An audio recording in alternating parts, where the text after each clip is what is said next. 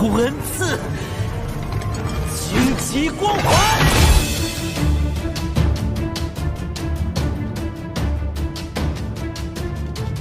Halo sob, bertemu lagi di channel Mimin ini, yang membahas seputar film-film keren dan pastinya seru. Banyak film yang mungkin lagi seru-serunya ditonton, tapi harus terhenti dan belum ada kelanjutan ceritanya. Kita harus bersabar menunggu tahun depan untuk perilisan kelanjutan dari filmnya.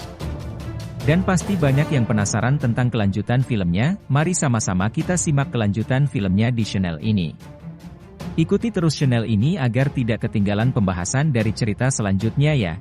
Jangan lupa yang belum subscribe, silahkan di-subscribe channel ini, agar Mimin bisa lebih giat lagi membuat kontennya. Langsung saja, mari kita lanjut saja ke pembahasannya.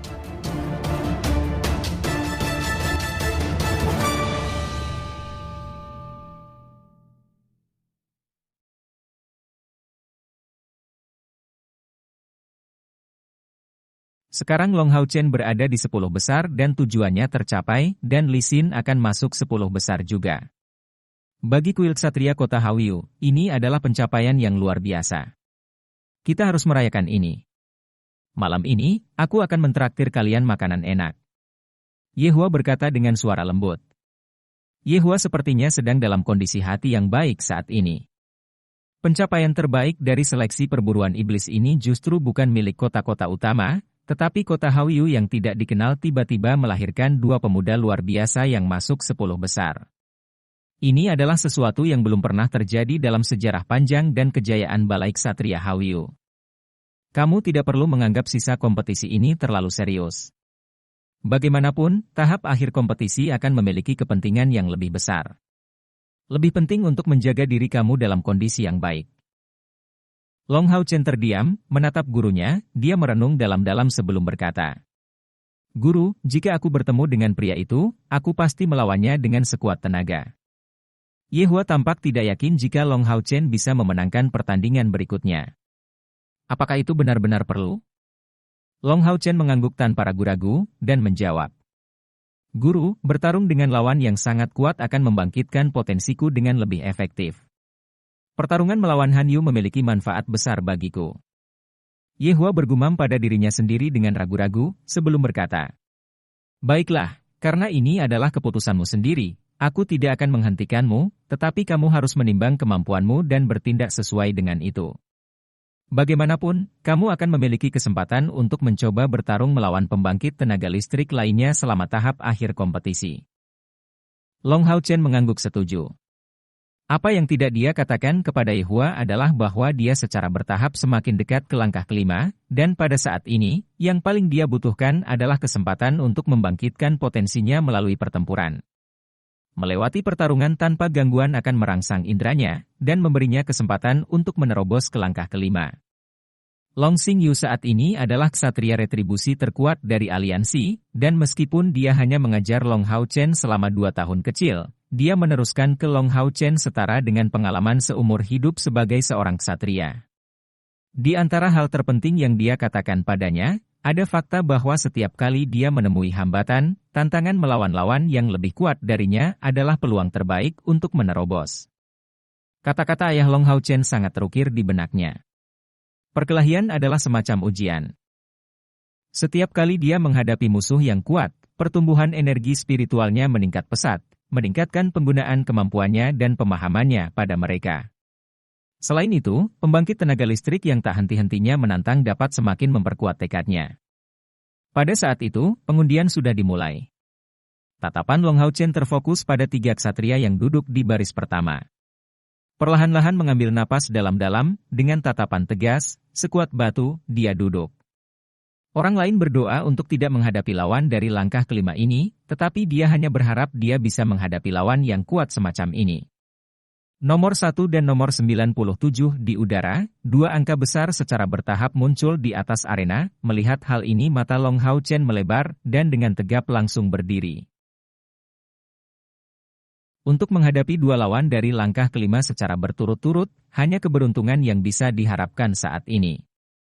Di baris pertama, seorang pemuda perlahan bangkit. Perlahan berbalik, dia menatap Long Hao Chen. Ksatria nomor 1 ini adalah pemuda yang sebelumnya memberi Long Hao Chen tatapan memprovokasi. Dia adalah pesaing pertama yang menyadari ancaman Long Hao Chen. Pada saat ini, Ye Hua tidak mengganggu Long Hao Chen lebih jauh dengan peringatannya. Dia tidak ingin membiarkan suasana hatinya mempengaruhi Long Hao Chen. Di wajah Long Hao Chen, dia melihat tekadnya yang tak tergoyahkan. Bahkan selama pertarungan sebelumnya melawan Han Yu, semangat juang yang begitu kuat tidak muncul. Di sudut arena, Han Yu dengan tenang berdiri di sana. Dia datang di pagi hari, tidak peduli seberapa enggannya dia, jauh di lubuk hatinya, tidak ada yang bisa dia lakukan untuk mengubah takdirnya dalam 5 tahun mendatang. Sebaliknya, dia berharap pada saat ini Long Hao Chen untuk menang atas lawannya, setelah semua yang kakek katakan tentang ksatria jenius berusia 14 tahun ini, mari kita lihat pada level apa bakatnya sebenarnya. Berjalan ke arena tanpa terburu-buru, tatapannya sangat tajam, dan menatap pemuda yang sudah berdiri di tengah arena ini, tatapannya menjadi berapi-api. Apakah kamu punya tunggangan? Pemuda ksatria nomor 1 dengan tenang bertanya. Untuk saat ini, aku tidak memilikinya. Ksatria nomor 1 itu mengangguk, dan menjawab.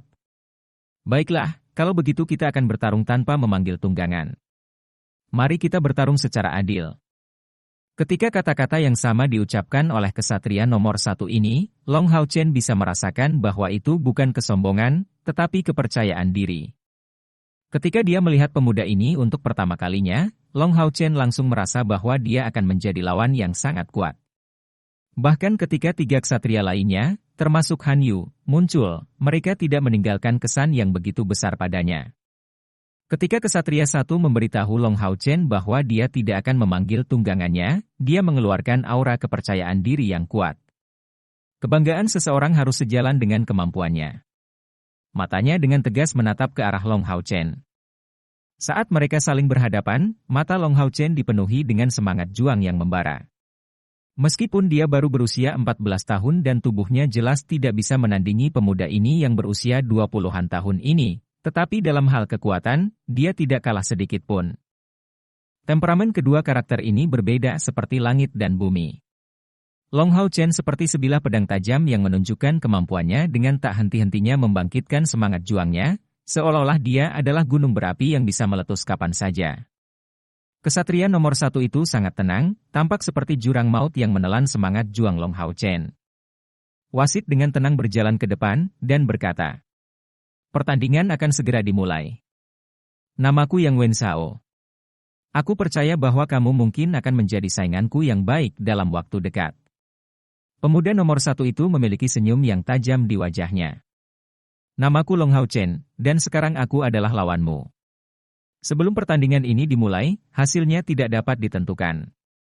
Juga kamu ingin memanggil tungganganmu, tentu itu tidak apa-apa, itu adalah kekuatanmu sendiri. Long Hao Chen dengan tenang berbicara. Yang Wen Shao mengangguk dan berkata, mari kita mulai. Saat dia berbicara, tangannya tiba-tiba bergerak ke sisi tubuhnya, dan cahaya keemasan muncul secara bersamaan dari kedua tangannya. Mereka berubah menjadi 2 claymore yang identik. Tanpa ragu sedikit pun, dia juga memiliki item penyimpanan sihir. Melihat hal ini Long Hao Chen langsung mengeluarkan 2 pedangnya, pedang cahaya dan pedang api yang langsung muncul di tangannya. Benar, ini adalah konfrontasi antara 2 Retribution Knight. Energi spiritual yang kuat pecah, dan Long Hao Chen dan Yang Wen Shao bergerak pada saat yang sama. Long Hao Chen menyerang seperti panah ke arah Yang Wen Shao. Itu adalah pertama kalinya selama seleksi perburuan iblis bahwa dia mengambil inisiatif untuk meluncurkan serangan. Fight Halo, Guardianes Favor, Imposing Ring, 3 skill penguatan ksatria penjaga muncul secara bersamaan. Saat bertarung sebagai ksatria pembalasan, Long Hao Chen mendapat dukungan dari kemampuan ksatria penjaga miliknya. Pedang cahaya dan pedang apinya secara bersamaan berubah menjadi tepian putih murni. Sesuai dengan aturan pertandingan, sebelum kedua belah pihak mulai menyerang, harus ada jarak 30 meter yang memisahkan mereka. Dengan kata lain, saat Long Hao Chen mengisi daya untuk menempuh jarak 30 meter ini, dia menggunakan 4 keterampilan satu demi satu.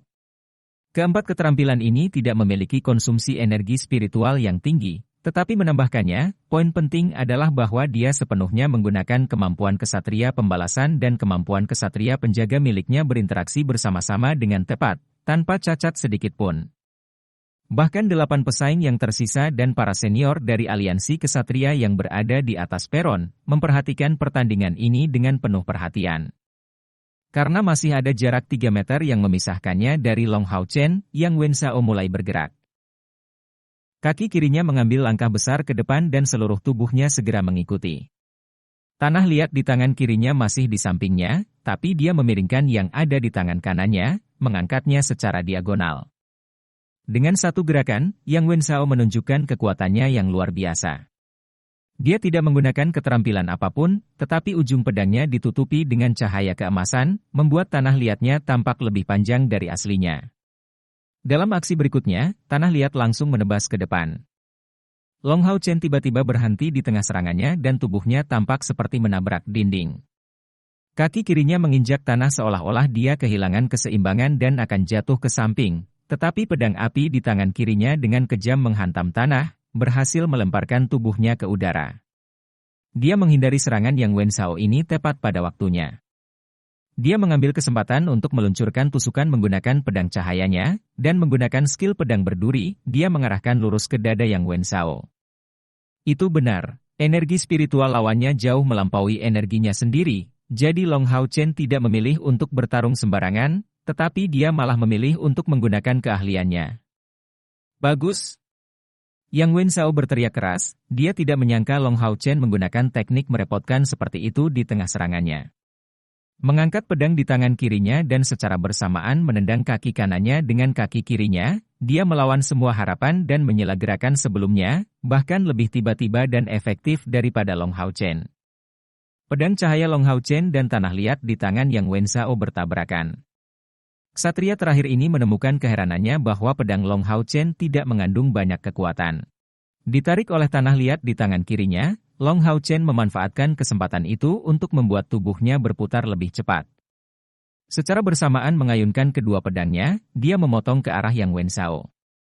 Yang Wenshao tidak bergerak, dia juga tidak berusaha menghindari serangan ini. Dia menggunakan dua tanah liatnya, secara bersamaan menciptakan riak-riak kecil di udara. Dengan suara berdenting, serangkaian ledakan terdengar di udara. Dalam waktu nafas, senjata Long Hao Chen dan Yang Wenshao bertabrakan berkali-kali. Pedang Long Hao Chen seperti penggiling daging, tetapi yang lebih penting, dia menyerang terus-menerus, menggunakan kekuatan pertahanan Yang Wenshao untuk meningkatkan kecepatan putarannya sendiri. Itu semakin meningkatkan frekuensi serangannya. Secara bertahap, lingkaran cahaya berwarna emas tersebar di tubuh Long Hao Chen, dan sosoknya menjadi kabur. Yang Wenshao mulai menunjukkan ekspresi terkejut, frekuensi serangannya hampir tidak bisa mengimbangi serangan Long Hao Chen yang tidak terputus. Tapi serangan Long Hao Chen hanya menjadi lebih ganas, mereka tampak seolah-olah tidak ada habisnya. Dalam selang waktu yang singkat ini, dia sudah kehilangan jejak jumlah serangan yang harus dia tahan.